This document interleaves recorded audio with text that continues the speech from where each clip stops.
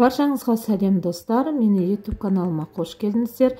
Небәрі 10 минут қана уақыттарыңызды алатын үй жағдайында өте керемет қытырлақ болып шығатын, балдарыңыз сүйіп тез арада тауысып қоятын чипси дайындайтын боламыз.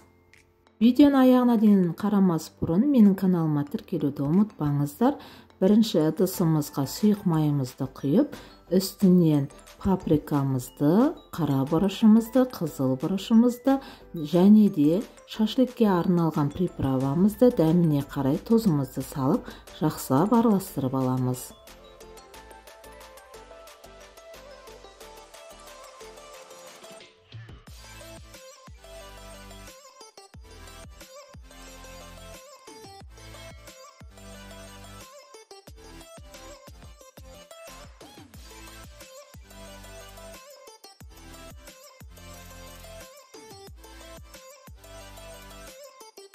Кәуапқа арналған лавашымызды алдым және де бөліктерге бөліп аламыз.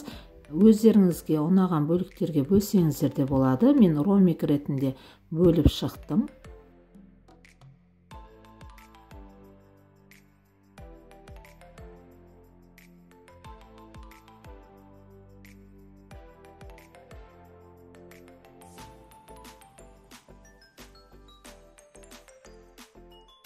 Бөліктерге бөлінген лавашымызды ыдысымызға салып, алдын ала дайындап алған соусымызды үстінен құйып, жақсылап бір араластырып аламыз.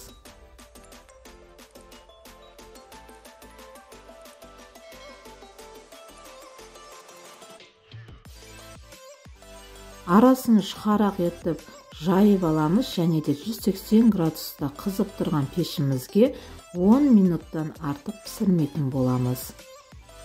Достар, сіздерде міндетті түрде осы чипсидің түрін жасап көріңіздер.